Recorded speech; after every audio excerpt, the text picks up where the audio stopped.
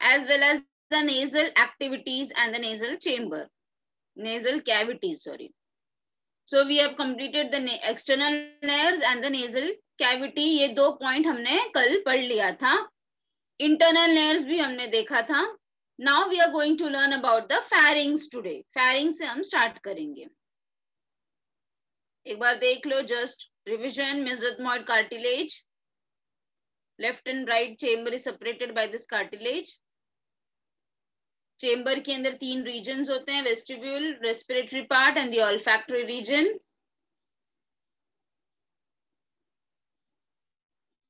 And then we have talked about the rhinoplasty and then done. Chalo, now let us begin with the further part of the respiratory system, that is the pharynx. Pharynx को आप generally normally throat बोलते हो. देखो बहुत बार आपने वो सुना होगा कि कोई बच्चा बोलता है कि मुझे थ्रोट इन्फेक्शन हो गया. तो थ्रोट उसको क्या बोल, थ्रोट का मतलब क्या होता है? pharynx. ठीक है. So it is the uppermost part called as the nasopharynx. अभी देखो इसके अंदर भी तीन रीजन्स आपको नजर आ रहे हैं ये डायग्राम में. All of you can see these three regions. Nasopharynx जो ऊपर वाला हिस्सा है, then oropharynx और एक है laryngopharynx. अब nasopharynx जो नोज के साथ कनेक्टेड है, oropharynx जो हमारे डाइजेस्टिव सिस्टम के साथ कनेक्टेड है, और laryngopharynx जो हमारे विंड पाइप से कनेक्टेड है. ठीक है. So naso will open into oro. ठीक है. And then there is a at side there is a laryngopharynx. You must have heard about the tonsils also. So in our pharynx region there are 4 sets of tonsil. ये जो मैंने नाम नीचे लिखा है ये आपको 12th स्टैंडर्ड के लिए पढ़ने का जरूरत नहीं है. ठीक है. Those who are opting for a 12th bio only, they need not study these 4 types of tonsil. But जिनको नीट के में इंटरेस्टेड है, आपको चाहिए तो आप ये नोट डाउन कर लो, पर आपको 12th के लिए ये पढ़ने के लिए नहीं था. पर क्योंकि यहाँ पे 4 टॉन्सिल के नाम आए थे इसलिए मैंने जस्ट यहाँ पे इंट्रोड्यूस कर दिया है. So they are the pharyngeal tonsil, tubal tonsil, palatine tonsil and the lingual tonsil. ठीक है. Again I am repeating, boards के लिए ये टॉन्सिल के नाम जानना जरूरी नहीं है. Next comes the लैरिंग्स. लैरिंग्स हमारा फेरिंग्स पढ़ के हो गया. फेरिंग्स में आपको क्या याद रखना है बेटा? फेरिंग्स को ही हम थ्रोट बोलते हैं. फेरिंग्स में 3 हिस्से हैं, 3 रीजन्स हैं, नेजोफेरिंग्स, ओरोफेरिंग्स एंड लैरिंगोफेरिंग्स. नेजोफेरिंग्स नाम से ही पता चल रहा है जो जहां पर नोज इंटरनल लेयर ओपन हो रहा है. ओरोफेरिंग्स किसको बोलेंगे? जो हमारे ओरल कैविटी मतलब बकल कैविटी या फिर हमारे डाइजेस्टिव सिस्टम से कनेक्टेड है. और लैरिंगोफेरिंग्स क्या बोलेंगे? क्योंकि इसी के बाद अभी लैरिंग्स शुरू होने वाला है, इसीलिए इसको कह रहे हैं लैरिंगोफेरिंग्स. तो टॉन्सिल्स की अगर हम बात करेंगे तो tonsils there are 4 set of tonsils और ये चारों सेट ऑफ टॉन्सिल हमारे फेरिंग्स के ही रीजन में प्रेजेंट होते हैं. Next come the voice box. हम बात कर पाते हैं, it is all because of this larynx. Larynx को ही हम वॉइस बॉक्स बोलते हैं. वॉइस बॉक्स मतलब जहां से हम साउंड प्रोड्यूस कर सकते हैं. तो अगर ये साउंड प्रोड्यूसिंग ऑर्गन है तो obviously the very first point is clear, it is hollow. अगर कोई चीज साउंड प्रोड्यूसिंग होना चाहिए तो वो हॉलो होना चाहिए. तो this is also a hollow tubular structure. तो आप ये डायग्राम देख सकते हो कि ये हॉलो है, अंदर से उसमें स्पेस है और ये ट्यूबुलर स्ट्रक्चर है. किस चीज से बना है? ये कार्टिलेज के प्लेट से बना है. तो आप देख सकते हो यहाँ पे बहुत सारा, देखो कार्टिलेज को मैंने ये किया है, थायराइड कार्टिलेज, रिकॉइड कार्टिलेज, तो बहुत सारे कार्टिलेज के प्लेट से बना है. देन कहां से कहां पर तक है? It extends from laryngopharynx and hyoid bone to the trachea. Now can you imagine the position? लैरिंगोफेरिंग्स से शुरू हो रहा है. लैरिंगोफेरिंग्स देखो आप देख सकते हो ये माउथ है अपना, माउथ के बाद ये आ रहा है लैरिंगोफेरिंग्स. तो यहाँ पे जो टंग बोन होता है ना अपना, जो टंग का बोन, टंग के बोन को हम हाइयोइड बोन बोलते हैं। ठीक है, आप देख सकते हो यहाँ पे डायग्राम में हाइयोइड बोन। तो ये वाला जो हिस्सा है, तो हम क्या बता सकते हैं, इसका पोजीशन क्या है कि लैरिंगोफैरिंग्स और हाइयोइड बोन से लेके ट्रेकिया तक, अभी नीचे वाला ट्रेकिया पार्ट है, तो इतना जो हिस्सा है ये क्या है, दिस इज द लैरिंग्स का part.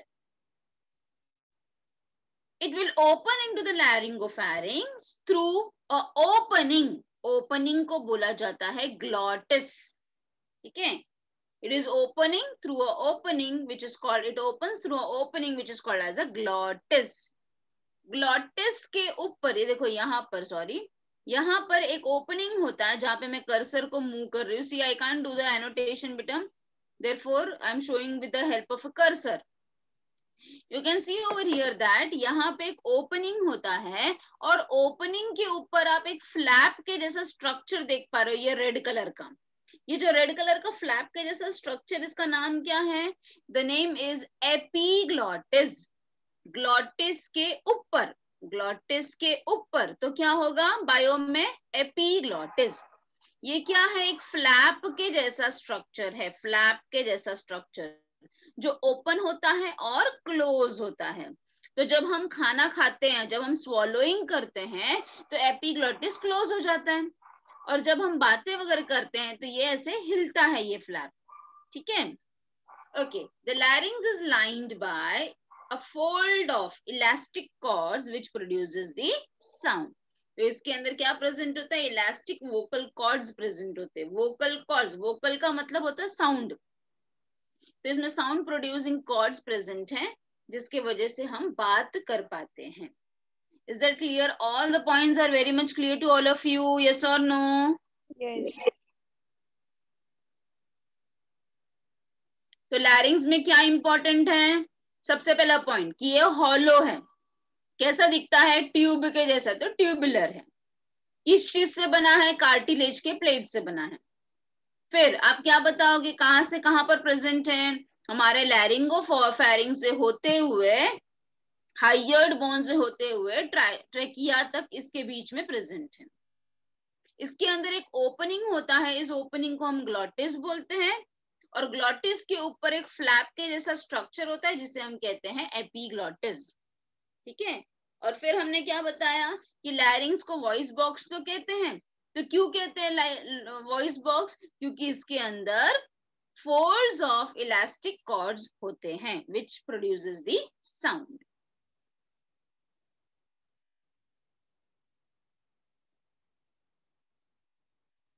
Now, if we talk about boys,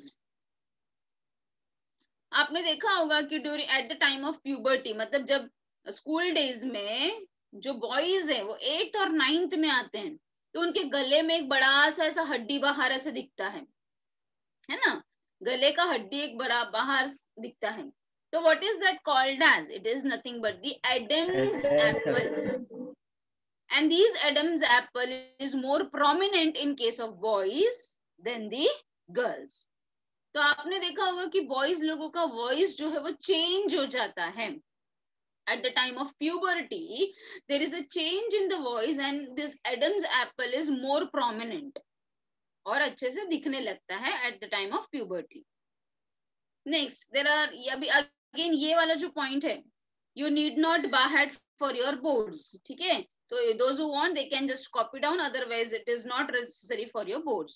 सिर्फ ये वाला 4 कार्टिलेज जो मैंने मेंशन किया ये जरूरी नहीं है कि आप याद रखो.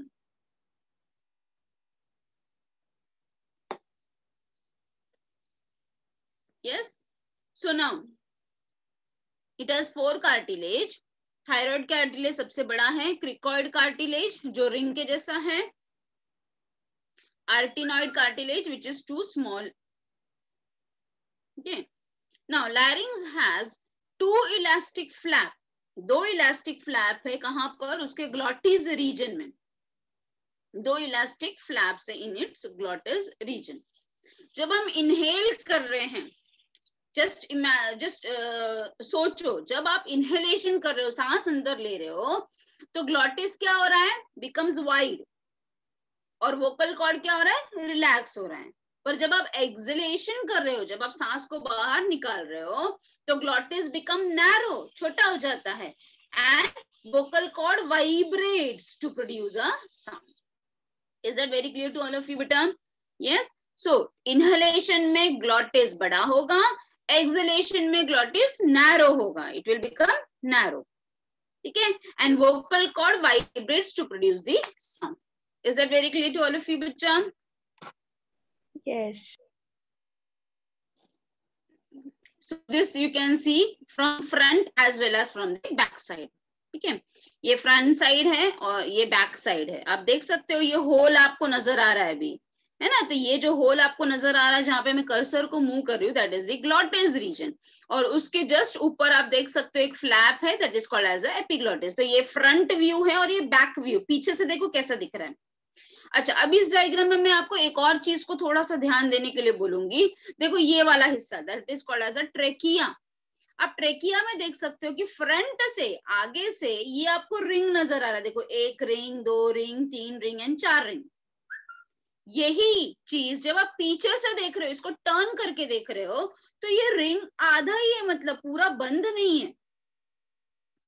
समझ में आया? तो ट्रेकिया के ऊपर पूरा रिंग का क्लोजिंग नहीं रहता है, पूरा बंद नहीं रहता है, वो पीछे से खुला हुआ रहता है. ठीक है, so let us see about the trachea in detail now. Trachea, which is commonly called as a windpipe.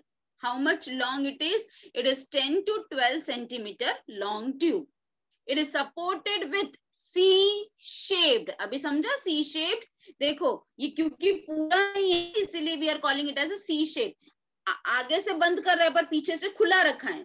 क्यों खुला रखा है? What is the reason? क्यों पूरा बंद नहीं है? बिकॉज आप कभी कभी फोर्सफुल इनहेलेशन करते हो, जोर से इनहेल कर रहे हो. तो जोर से जब आप इनहेल कर रहे हो तो ट्रेकिया का पाइप ऐसा हो रहा है ना, स्वोलन हो रहा है. तो अगर आप जोर से इनहेल करोगे और ये पूरी तरह से बंद रहता तो फिर ये जो अपना ट्रेकिया का जो ट्यूब है वो फट जाता, प्रेशर से टूट जाता. तो see everything in our body is made so properly and nicely कि कहीं से भी कुछ भी ऐसा प्रॉब्लम नहीं हो सकता. तो इसके ऊपर सी शेप का प्रोटेक्शन भी है और साथ में ये भी ध्यान दिया गया है कि अगर ये इनफ्लैट होता है, इनफ्लैट मतलब अगर ये बढ़ता भी है तो भी ये फटेगा नहीं या टूटेगा नहीं, क्योंकि ये रिंग पूरा नहीं है, पीछे से खुला है, आधा खुला है ये. ठीक है, so it is C shaped ring. It is having a C-shaped cartilage का rings. And how much rings are there? There are 16 to 20 rings. 10 से 12 सेंटीमीटर में 16 to 20 cartilage के rings present हैं. Next, what it is lined by? Again, those who want to appear for the NEET exam, उनको ये part याद रखना बहुत जरूरी है. Even for the boards also. ये board का ही part है. So it is lined by ciliated epithelium, pseudostratified epithelium and the mucus gland. हमारे पूरे respiratory system में mucus मिलेगा. Mucus is a sticky substance. ठीक है, पूरे respiratory system में mucus होता है, इसलिए जब आपको बहुत सर्दी होती है तो आपको ब्लॉक हो जाता है because of this extra mucus. ठीक है, तो ये ट्रेकिया के बारे में हो गया. अब ट्रेकिया ब्रांच करेगा. ट्रेकिया दोनों साइड जाएगा, लेफ्ट और राइट लंग्स में जाएगा in the form of bronchi. किसके फॉर्म में जाएगा? ब्रोंकाई के फॉर्म में. तो फर्स्ट पॉइंट देखो क्लियर है कि नहीं? ट्रेकिया जो है वो डिवाइड हो रहा है into left and right primary bronchi. Primary bronchi. फिर ये प्राइमरी ब्रोंकाई वापस डिवाइड होगा into secondary and tertiary bronchi. ठीक है, पर देखो ध्यान क्या है यहाँ पे. अब ये सेकेंडरी और टर्शियरी ब्रोंकाई लंग्स के अंदर तक चला गया, पूरा लंग्स के अंदर तक चला गया. अब लंग्स के अंदर तक पूरा चला गया तो यहाँ पे तो इसको फुल प्रोटेक्शन है लंग्स का. तो यहाँ पर जो टर्शियरी ब्रोंकाई होता है वो वापस डिवाइड होता है छोटे ब्रोंक्यूल्स. ये याद रखो कि ब्रोंक्यूल्स पे कोई भी कार्टिलेज का रिंग्स नहीं होता है, क्योंकि वहीं से गैसियस एक्सचेंज स्टार्ट होगा. ब्रोंक्यूल्स के बाद ही क्या स्टार्ट होगा? एल्वियोलाई. तो एल्वियोलाई और ब्रोंक्यूल्स के ऊपर कोई भी कार्टिलेज का रिंग्स नहीं प्रेजेंट होता है. ठीक है, क्योंकि वहीं से गैसियस एक्सचेंज हो पाता है. तो please just let us see about once again. Trachea divide होगा into left and right primary bronchi. Primary will divide into secondary bronchi. Secondary will again divide into tertiary bronchi. All are supported with a C-shaped cartilage ring. Again now tertiary will again divide into bronchioles. और bronchioles का जो last वाला part है उसी को हम alveoli कहते हैं, which is a balloon like structure which looks like a grapes के जैसा जो दिखता है, और जहां which is the actual part which is the respiratory surface, वहीं से actual exchange of gas हो पाता है. Is that very clear? This much also? Yes. Okay. So now with this particular diagram everything will be much more clear to you all. देखो ये है larynx के बाद आ रहा है ट्रेकिया. अब आप ट्रेकिया देख सकते हो यहाँ पे कितना सेंटीमीटर मैंने बताया था ट्रेकिया आपको 10 से 12 सेंटीमीटर 10 to 12 सेंटीमीटर. आप देख सकते हो उसके ऊपर कार्टिलेज का रिंग है, क्योंकि ये फ्रंट व्यू है तो हमें पूरा दिख रहा है, पर यही अगर आप डायग्राम पीछे से देखते तो आपको ये आधा ही दिखता रिंग. ठीक है, पीछे से पूरा पैक्ड नहीं है. फिर आप क्या देख रहे हो, देखो कलर चेंज हो गया. Now you can see that it is going into the lungs. Now when it is penetrating into the lungs it has been called as a primary bronchi या प्राइमरी ब्रोंकस भी बोल सकते हो. फिर उसके बाद आप देख सकते हो थोड़ा कलर चेंज हो गया, थोड़ा ब्लूइश हो गया. कलर चेंज से आपको क्या बताना चाह रहे हैं हम लोग कि how it is been divided. फिर primary is divided to form the secondary bronchi. फिर आप देख सकते हो yellow colour is a tertiary bronchi, और टर्शियरी ब्रोंकाई के लास्ट में क्या होगा, एल्वियोलाइज होगा. Is that clear with the diagram? आप can you imagine now the things? So ये ट्रैकिया, ये ऊपर वाला प्राइमरी ब्रोंकाई, फिर सेकेंड वाला सेकेंडरी ब्रोंकाई, फिर ये येलो वाला इज द टर्शियरी ब्रोंकाई, और ये जो रेड है that are nothing but the alveoli. उसके ऊपर ही एल्वियोलाइज प्रेजेंट होता है. Very much clear. Now let us learn about this alveoli जो हमारे टर्शियरी ब्रोंकाई के एंड पे प्रेजेंट हैं. तो as you can see in this diagram it is looking like a grapes के जैसा पूरा बंच है, बबल जैसा पूरा बंच है. So it is a structural and functional unit of kidney. क्यों इसको structural and functional unit बोलते हैं, क्योंकि this is the respiratory surface, यहीं से एक्सचेंज ऑफ गैस होता है, इसीलिए हम इसको स्ट्रक्चरल एंड फंक्शनल यूनिट बोलते हैं. लंग्स में कितने एल्वियोलाई होते हैं, so approximately 700 millions. Can you imagine 700 millions of alveoli present in the lungs.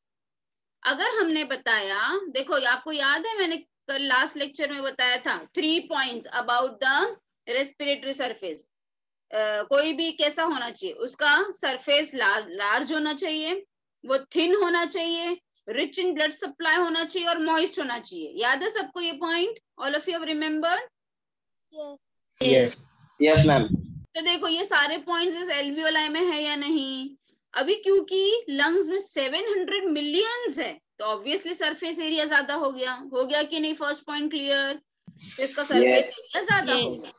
Second चीज क्या है कि वो थिन वॉल्ड होना चाहिए. तो थिन वॉल्ड के वजह लिए ये सिर्फ और सिर्फ स्क्वैमोस एपिथेलियम से बना है, सिर्फ और सिर्फ स्क्वैमोस. आपने 11th स्टैंडर्ड में पढ़ा है कि squamous epithelium is the very thinnest epithelium.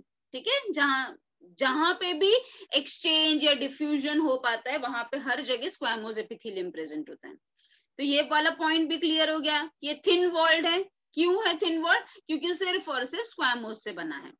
Third point देखो, अगेन आप डायग्राम में देख सकते हो कि उसके ऊपर पूरा रेड ब्लू कलर का स्ट्रक्चर नजर आ रहा है. तो it is rich supplied with blood vessel, highly vascular. और मॉइस्ट तो होना ही है, मॉइस्ट तो रहेगा ही क्योंकि यहाँ पे भी म्यूकस मेम्ब्रेन प्रेजेंट है. So it is surrounded by network of capillaries. So all the points which we have learned yesterday are satisfied by this alveoli. आप देख सकते हो कि ये एक एल्वियोलाई, इसमें का एक एल्वियोलाई आप देख सकते हो कि कैसे उसके ऊपर पूरा कैपिलरीज प्रेजेंट है. This are the veins and this are the arteries.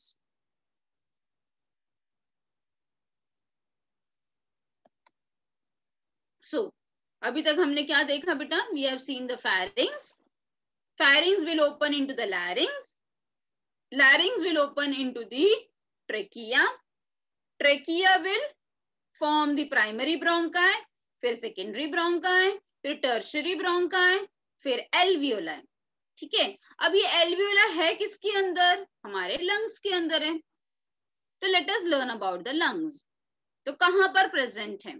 हमारा lungs is situated in the thoracic chamber and it is resting on the diaphragm. आप देख सकते हो, मैंने आपको लास्ट लेक्चर में भी बताया था कि नीचे वाला हिस्से को हम क्या बोलते हैं? डायफ्राम बोलते हैं. हमारे थोरैसिक चेंबर में प्रेजेंट है, रिब केज के अंदर प्रोटेक्टेड है, हमारे रिब केज के अंदर प्रोटेक्टेड है. अच्छा, अब आप देख सकते हो डायग्राम में left lung and right lung. Left और राइट लंग्स में कुछ फर्क आपको नजर आ रहा है क्या? देखो मैंने नंबरिंग किया है, आपको खुद समझ में आ जाएगा. लेफ्ट लंग में आप देख सकते हो मैंने नंबर 1 एंड नंबर 2 ही दिया है, जबकि राइट लंग में मैंने नंबर 1, 2 एंड 3 दिया है. इसका मतलब क्या है? The right lung is 3 lobes, उसमें 3 लोब्स है, 3 हिस्से हैं, जबकि लेफ्ट में ओनली 2 लोब्स. ठीक है, नेक्स्ट, अपना जो लंग्स है इट इज बीन कवर्ड, हर एक ऑर्गन, याद रखो हर एक organ is having a either a single layer or a double layer. Maximum double layer का ही कवरिंग होता है हर एक ऑर्गन के ऊपर. तो वैसे ही हमारा लंग्स भी एक इंपॉर्टेंट ऑर्गन है, तो उसके ऊपर भी डबल लेयर का कवरिंग है. तो इस लेयर को बोला जाता है प्लूरा. क्या बोलते हैं? प्लूरा. तो डबल लेयर है तो उसमें आउटर और इनर लेयर तो होगा ही, तो आउटर लेयर को हम बोलेंगे पैराइटल प्लूरा और अंदर वाले को बोलेंगे विसरल प्लूरा. याद कर लो, अभी के अभी याद कर लो, it is not so hard. Excretion lesson पढ़ा था ना 11th में, एक्सक्रीशन में भी आपने यही 2 वर्ड्स पढ़े थे, बाहर को पैराइटल बोला था, अंदर को विसरल बोला था. Do you remember? Do you remember? Yes और नो? Yes yes. याद है कहां पर पढ़ा था पैराइटल और विसरल? कौन से पार्ट में पढ़ा था किडनी के? कोई बता सकता है मुझे? कोई बताएगा क्या? कहां पर पढ़ा था ये पैराइटल और विसरल किडनी में? कहां पर पढ़ा था? किसी को याद है क्या? देखो मैं कितना सबका याददाश्त अच्छा है. एनीवन? थोड़ा ब्रेन को खुजाओ, पूछो जरा, डस्ट हटाओ ब्रेन पे का.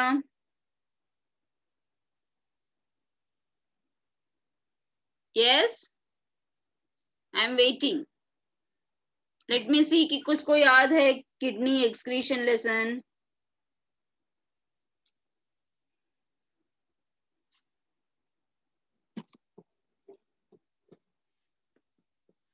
यस, सब एकदम शांत हो गए. किडनी में कहां पर पड़ा है parietal and visceral?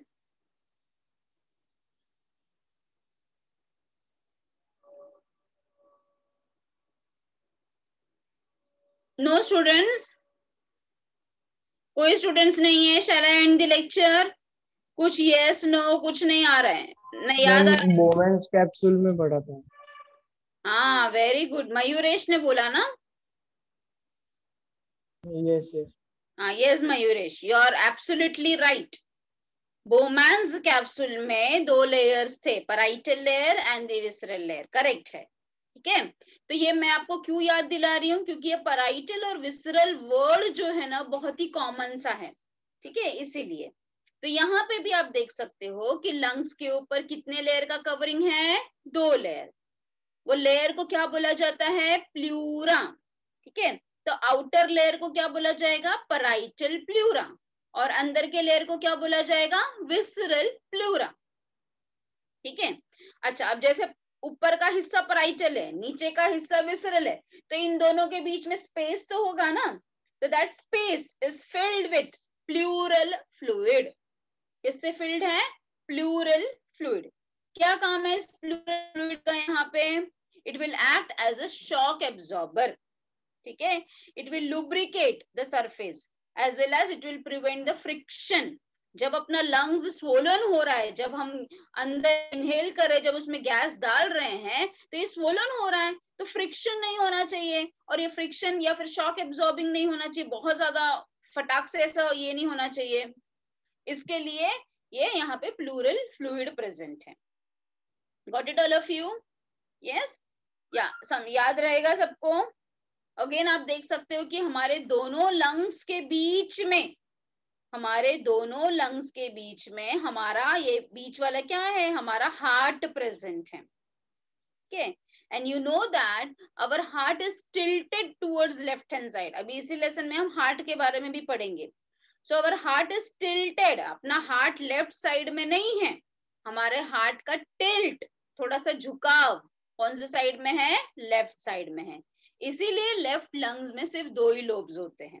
Because you can see the space over here. This यहाँ पे थोड़ा सा space is been utilized by our heart. Is that clear? सबको समझ गया?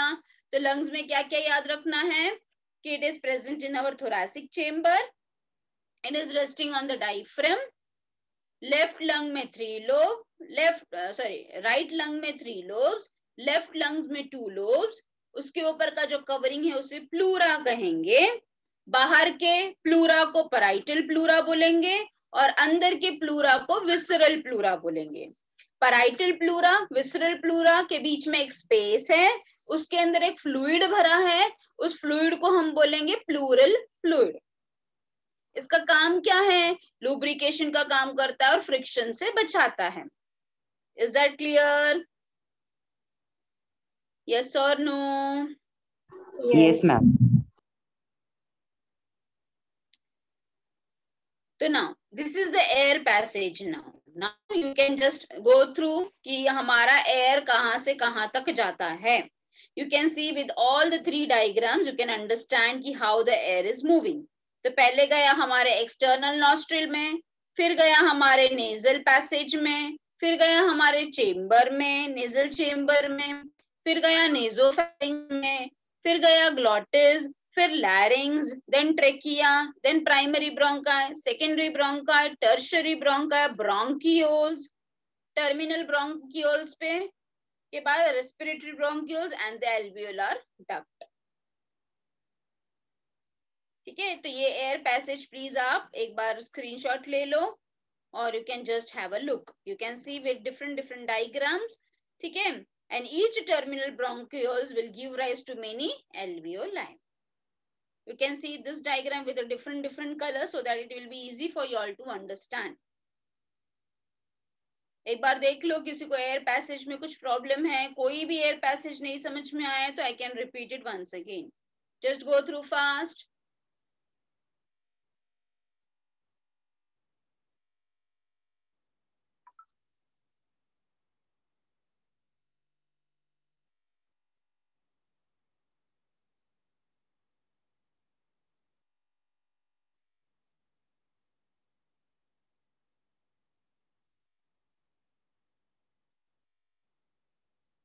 If you have done, please let me know.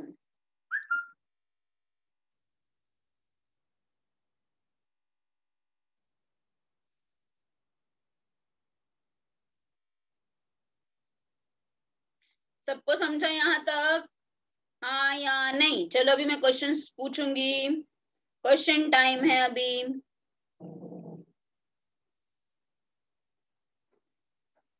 All of you have understood? क्यों सब लोग ये नहीं कर रहे हैं? सब सो रहे हैं क्या? नींद आ रही है सबको? तन्मय सेकंड तो तन्मय, बैच 3 का नहीं, दूसरा वाला एक तन्मय है ना, लोंडे. तन्मय माइक ओपन करो. On your mic.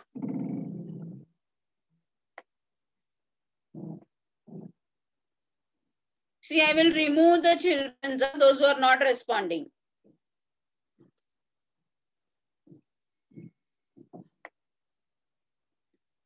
Tanmay, again I am asking you, otherwise I am going to remove you.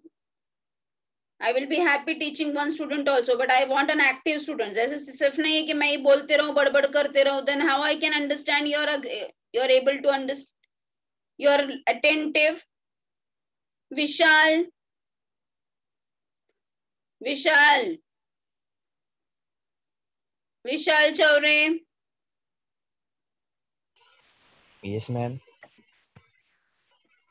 चलो मुझे बताओ, लंग्स के ऊपर के कवरिंग को क्या बोलते हैं? लंग्स के ऊपर के कवरिंग को क्या बोलते हैं? हाँ मैम, एक मिनट। हाँ,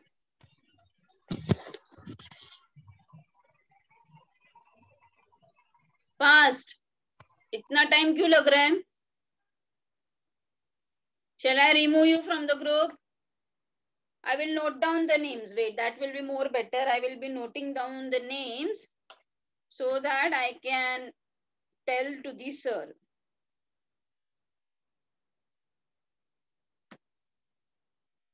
ठीक है? Do you know the answer? Yes or no? No. Why? You were not attentive, Vishal. You were not attentive. नहीं कर रहा हूँ ना। तो फिर क्या कर रहे हो?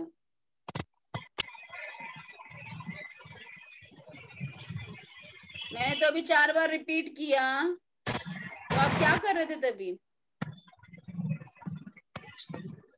जो समझ में आए मुझे बताओ तो।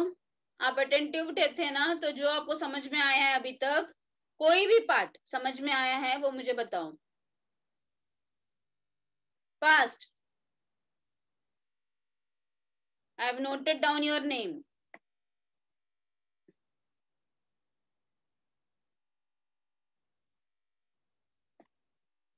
नेक्स्ट, विकास बगुल।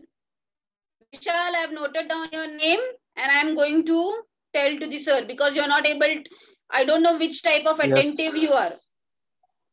Yes, बोलो ma'am. विशाल। Yes, ma'am. कौन एक मिनट। Hello. हाँ विकास। Tell me lungs is covered by dash. Vikas, tell me lungs is covered by dash.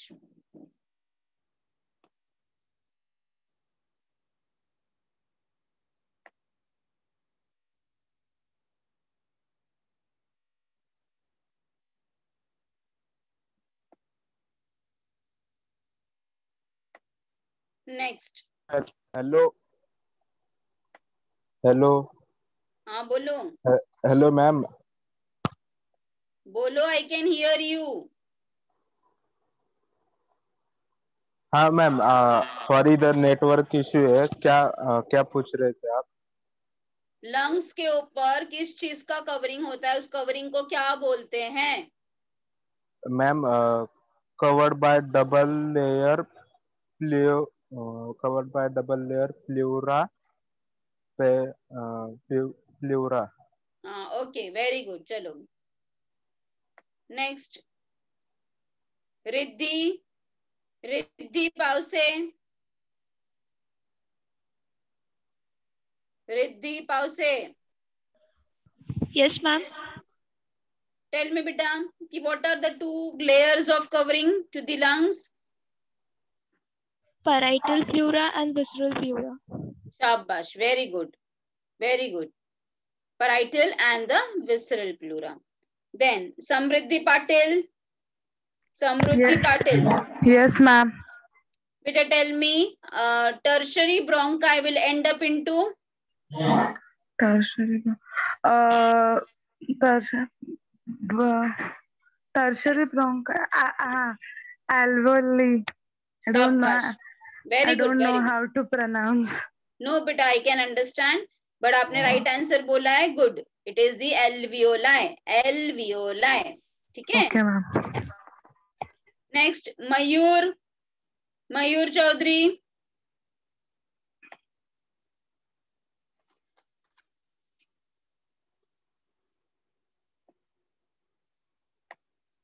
I think so उसका माइक ही नहीं है। क्रिस्टीन। क्रिस्टीन। क्रिस्टीन।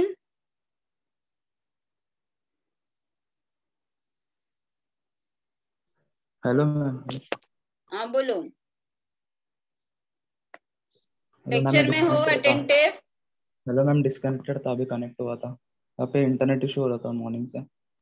ओके, तो मुझे बताओ कि अपना वॉइस में आपके पास जो वॉइस बॉक्स है उसको क्या बोलते हैं? What is a voice box which is very much prominent during puberty called as? Have you got the question? Yes, yes. What it is called as? आपके भी नेक में ऐसा उठा हुआ स्ट्रक्चर होगा ना? What is that structure called as? Ma'am मुझे इसका साइंटिफिक नहीं पता. क्यों, मैंने बताया नहीं क्या शायद? मैं कभी नहीं था. आप नहीं थे तभी? अच्छा. Yes, Adam's apple. Yes, it is Adam's apple. See on the screen. It is Adam's apple. Adam's apple. Adam's. Okay. So I hope this much is clear to all of you. I can ask in between again to all of them. Only Vishal is there who was not at all attentive. I have sent his name to sir. Next is a diaphragm. Now you can see this red color part which is called as a diaphragm. What it is a muscular septum. Muscular, bio में septum का मतलब होता है partition या दीवार. हाँ, दीवार को या वॉल को हम सेप्टम बोलते हैं. सी चिल्ड्रंस, अगर आपको बायो का लैंग्वेज पता हो जाएगा ना, तो बायो जैसा कोई इजी सब्जेक्ट ही नहीं है. तो डायफ्राम क्या है? एक मसल का बना हुआ दीवार है या सेप्टम है. ये दीवार किसको सेपरेट कर रहा है? दो कैविटीज को सेपरेट कर रहा है, thoracic cavity and the abdominal cavity. तो ये जो ऊपर वाला हिस्सा है ये थोरैसिक कैविटी है, और ये जो नीचे वाला हिस्सा है जहां पे हमारा स्टमक इंटेस्टाइन रहता है उसको हम बोलेंगे एब्डोमिनल कैविटी. कौन से शेप का आपको नजर आ रहा है? आप देख सकते हो, इट इज डोम शेप. ऐसा उठा हुआ है ना, so it is dome shape. During contraction, जब ये कॉन्ट्रैक्ट करता है तब ये डोम शेप का हो जाता है, और फ्लैट हो जाता है जब ये रिलैक्स करता है. तो मतलब ये डायफ्राम का शेप, जब भी हम इनहेल एंड एक्सेल करते हैं, इसका शेप कंटिन्यूअसली चेंज हो रहा है. जब ये कॉन्ट्रैक्ट होगा ये डोम शेप का हो जाएगा. It is like a rubber band, rubber band के जैसा है. जैसे रबर बैंड को आप स्ट्रेच करोगे तो फ्लैट हो जाएगा, और जब उसको कॉन्ट्रैक्ट करोगे मतलब उसको लूज करोगे तो वो डोम शेप हो जाएगा. तो it is same thing happens with the diaphragm. चलो, now it's a question time. Now who will tell me the answer? जिसको आता है please tell me. Unmute yourself, mute yourself and tell me. State the function of epiglottis. Epiglottis guards the glottis. क्या बेटा? Glottis को guard कर. शाबाश. It is guarding the glottis. Epiglottis का function है, एक तो उसको गार्ड करता है, और दूसरा एक और फंक्शन है जो इस सिस्टम से रिलेटेड नहीं है, but I will tell that also.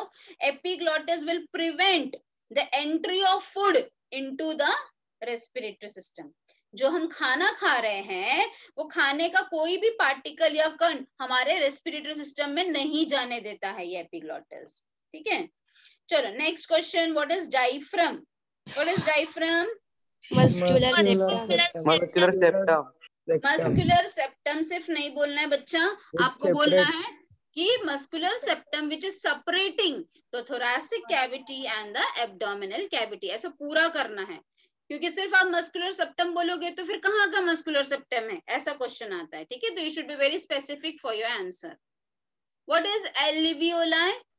Structural and functional unit of lungs. Structural and functional unit of our lungs. What is the function of pleural fluid? Pleural fluid का काम क्या है? Lubricates lung surface, prevent friction, acts Function of as membranes. shock absorbent. शाबाश, very good बेटा. What is tonsil? कितने बच्चे लोगों ने यहाँ पे टॉन्सिल का ऑपरेशन कराया? Present in pharynx. Lymphoid organs present in pharynx. Very good Akshay, All very good. types of tonsils, pharyngeal tonsil, tubal tonsil, palatine tonsil and lingual tonsil. Okay, आपने note down भी कर लिया बेटा. Very good बच्चा. Yes. So it's a lymphoid organ. ठीक है, ये tonsil आप में से बहुत सारे बच्चों ने शायद से निकाला होगा, बट मैं एक्सक्रीशन लेसन सर्कुलेशन एक्सप्लेन करूंगी ना आपको, उस वक्त बताऊंगी कि टॉन्सिल्स का क्या इंपॉर्टेंस है। बट इन शॉर्ट मैं अभी आपको बताऊंगी कि tonsil also helps boost our immunity system, हमारे इम्यूनिटी सिस्टम को ये बूस्ट करता है। चलो, now let us move on to the next part of the lesson, that is a mechanism of respiration. ये अच्छे से इसको अभी स्क्रीनशॉट ले लो। आपको इस लेसन में मींस रेस्पिरेशन में ये 4 ही चीज पढ़ना है, breathing, external respiration, internal respiration and cellular respiration. इसमें जो पार्ट थोड़ा सा कॉम्प्लिकेटेड है वो है सिर्फ एक्सटर्नल एंड इंटरनल रेस्पिरेशन, बाकी का ब्रीदिंग और सेलुलर रेस्पिरेशन तो एकदम ही सिंपल है। ठीक है, सेलुलर रेस्पिरेशन आप ऑलरेडी अभी पढ़ रहे हो in the form of mitochondria में क्या होता है, ग्लाइकोलिसिस होता है वगैरह वगैरह। सिर्फ ये लेसन का थोड़ा कॉम्प्लिकेटेड पार्ट क्या है, external and internal respiration, but अगर आप ध्यान से सुनोगे तो समझ जाएगा। चलो, let us first start with the breathing process now. Breathing का मतलब क्या होता है बेटा? ब्रीदिंग का मतलब inhalation and exhalation. It is a part of respiration. कैसे होता है कि मैं अगर बच्चों को पूछूंगी बेटा रेस्पिरेशन क्या है, तो आप बोलोगे inhalation exhalation, but no, it is a part of respiration, सिर्फ एक हिस्सा है रेस्पिरेशन का। ठीक है, so very first point, breathing is a part of respiration. Inspiration is a active process. Active process का मतलब क्या होता है? जहां पे एनर्जी का यूटिलाइजेशन होता है। Whenever there is energy का utilization, that process is called as a active process. तो जब हम inhale कर रहे हैं तो एनर्जी इस्तेमाल हो रही है। ठीक है, जब हम एक्सेल कर रहे हैं तो इट्स अ पैसिव प्रोसेस, मतलब वहां पे एनर्जी की जरूरत नहीं पड़ रही है। ठीक है, so active intake of air into the lungs is inspiration और इनहेलेशन, दोनों भी बोल सकते हो आप। एक्सपिरेशन और exhalation is a passive expelling मतलब बाहर निकालना of air from the lungs. तो लेट अस सी कि होता क्या है, what is the structural changes. अब स्ट्रक्चरल चेंजेस पढ़ने के पहले जब मैं आपको ब्रीदिंग एक्सप्लेन करूंगी तो उसके अंदर ये टर्म जो आप देख पा रहे हो स्क्रीन पे, ये बार बार आएगा, इंटरकोस्टल मसल। अगेन, बायो में इंटर का मतलब होता है इन बिटवीन, इन बिटवीन। ठीक है, सो आप देख सकते हो ये रिब केज है, और रिब केज के अंदर आपको थोड़ा डार्क पिंक और थोड़ा लाइट मींस एक डार्क शेड और एक लाइट शेड ऑफ पिंक आपको नजर आ रहा है।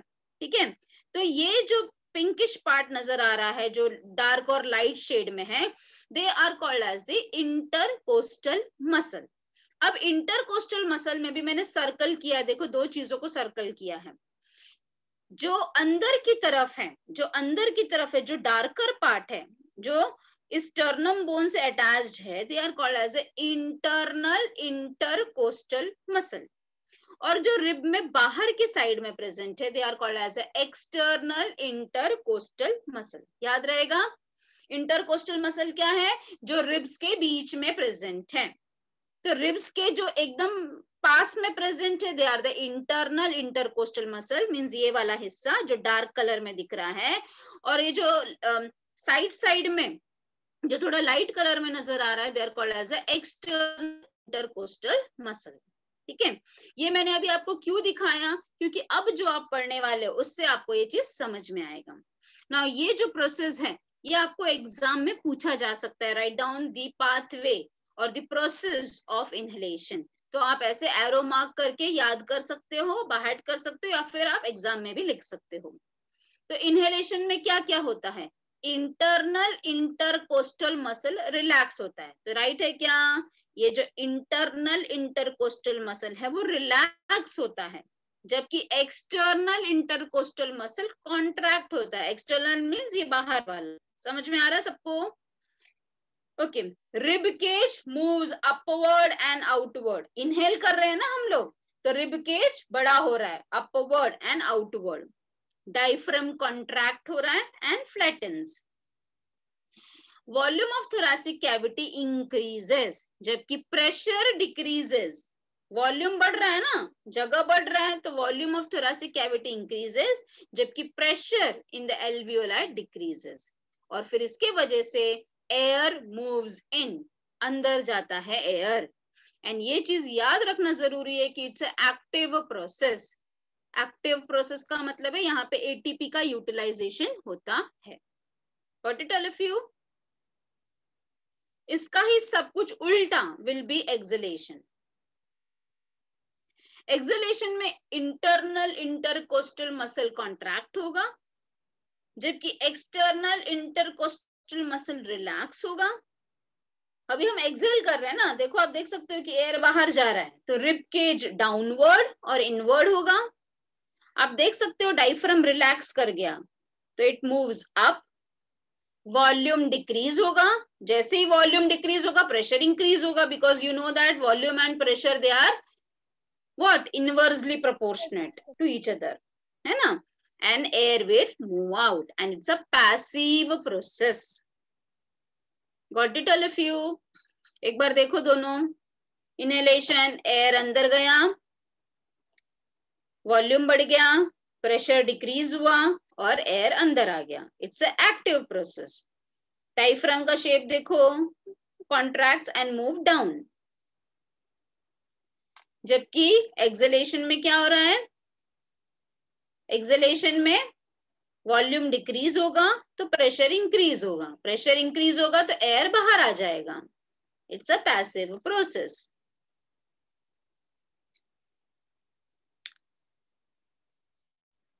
ऐसा आप एक्सपेरिमेंट घर पर हो तो आप घर पे भी करके देख सकते हो। ऐसा वाला आपने शायद आपके स्कूल डेज में भी किया होगा। You can take a bottle, you can put 2 balloons in that. जैसे ही आप यहाँ से खींचोगे तो बलून इन्फ्लेट ये होगा, और जैसे ही आप इसको ये करोगे तो बलून ये हो जाएगा। तो देखो ये क्या आप डिजाइन करो, this are the diaphragms and this are the lungs. ठीक है, this is a simple experiment to show the inhalation and exhalation. So एक साथ दोनों देख लो, both the figures. If he is having any doubt, you can just ask me now.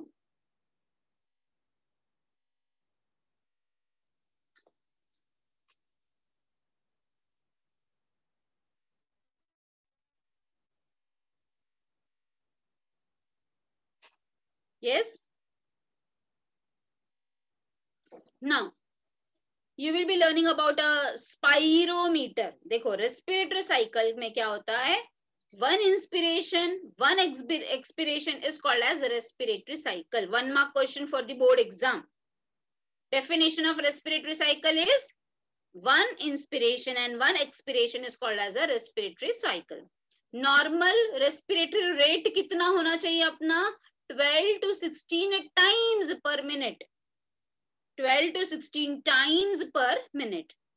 उसको ये देखने के लिए you can see this spirometer machine, which is also called as a respirometer, to measure the respiratory rate. Done? Have you all noted this part also? All of you have noted? Respiratory cycle मतलब एक inspiration and 1 expiration. Normal respiratory rate कितना होता है, जिसको हम breathing rate भी बोल सकते हैं, 12 to 16 टाइम्स पर मिनट। और ये एक स्पायरोमीटर का आप मशीन देख सकते हो, जिसको हम रेस्पिरोमीटर भी कहते हैं, to measure the respiratory rate. So for today I have taught you till this page number 156। Page number 156 तक मैंने आपको ये सारा प्रोसेस यहाँ तक पढ़ा दिया। ये ब्रीदिंग पढ़ा दिया, inspiration, expiration, with this I have explained you everything till here. ठीक है, anybody is having any sort of doubt, you can just ask me. Let us see what we have learn today. We have learn the pharynx. Just go through all of you. Pharynx में कौन सी चीजें हमने important पढ़ी? Nasopharynx, oropharynx, लैरिंगोफेरिंग्स, और उसके उपास ही tonsils होते हैं। लैरिंग्स को वॉइस बॉक्स बोलते हैं, वो एक हॉलो स्ट्रक्चर है, कार्टिलेज के प्लेट से बना है। उसमें एक ओपनिंग होता है जिसे ग्लॉटिस बोलते हैं, ग्लॉटिस के ऊपर होता है एपिग्लॉटिस, और ये एक साउंड प्रोड्यूसिंग ऑर्गन है। बॉयज के अंदर, हाँ, बॉयज के अंदर at the time of puberty, puberty का मतलब क्या होता है? टीनेज। टीनेज के टाइम पे बॉयज में वॉइस चेंज होता है, और वॉइस क्रैकिंग वॉइस हो जाता है, और नेक में एक ऐसा उठा हुआ प्रोट्यूडिंग स्ट्रक्चर नजर आता है जिसको हम कहते हैं एडम्स एप्पल। ठीक है। देन जब अब साउंड प्रोड्यूस होता है तो ग्लॉटिस में क्या क्या चेंजेस होता है, तो जब हम इनहेलेशन करते हैं तो ग्लॉटिस बड़ा हो जाता है, और जब हम एक्सहेलेशन करते हैं तो ग्लॉटिस छोटा होने के वजह से साउंड वाइब्रेशंस क्रिएट होता है, sound is produced. Then wind pipe के बारे में हमने पढ़ा। Wind pipe is 10 to 12 centimeter long. It is protected by the C-shaped cartilage. Very important, inverted comma में लिख लो, C-shaped cartilage ring. Full covering नहीं है इसलिए हम C-shaped बोल रहे हैं। फिर आता है bronchi, trachea, left and right bronchi, primary bronchi, primary bronchi से होगा सेकेंडरी ब्रोंकाई, फिर होगा टर्शरी ब्रोंकाई, फिर होगा ब्रोंकियोल्स, और उसके बाद होगा एल्वियोलाई। ब्रोंकियोल्स और एल्वियोलाई में कोई कार्टिलेज का रिंग नहीं होता है। Alveoli structural and functional unit है। There are about 700 millions of alveoli in our lungs. And ये thin walled है। How it is thin walled? Because it is lined by the squamous epithelium. It is richly supplied with blood vessels in the form of capillaries. आप देख सकते हो कि हमने alveoli को cut किया तो ऐसा आप देख सकते हो, यहाँ पे स्पेस नजर आएगा और ये स्पेस के अंदर ही सारे गैसेस प्रेजेंट होते हैं। Then we have learned about the lungs. Our right lung is 3 lobes. Our left lung is 2 lobes. It is covered by a pleura, parietal and visceral pleura, filled with a space called as pleural fluid, which will act as a lubricant and prevent friction. In between our 2 lungs, there is a presence of heart. और ये position को ही हम media stannum बोलते हैं। अगर आपको चाहिए तो आप लिख लो, ये जो पोजीशन है ना, द स्पेस बिटवीन 2 लंग्स, ये जो जगह है दोनों लंग्स के बीच में, उसी को हम मीडिया स्टेनम बोलते हैं, mediastinum. This is the air passage. External से नेजल चेम्बर में जाएगा, फिर नेजोफैरिंग्स, फिर ग्लॉटिस, फिर ट्रेकिया, फिर primary, secondary, tertiary, then bronchioles and finally to the alveoli. So each terminal bronchioles give rise to many thin vascularized alveoli. Vascularized मतलब rich in blood supply. Then we have seen about the diaphragm. You have to say it's a muscular septum, but you have to specify कि septum कहाँ पर है. It is separating the thoracic and the abdominal cavity. Its shape changes. So we have to learn in this lesson, we have to basically learn this 4 topics. Breathing जो हमने आज पढ़ लिया है. Next lecture से we will be starting with the external, internal and the cellular respiration. ठीक है? तो breathing में हमने देखा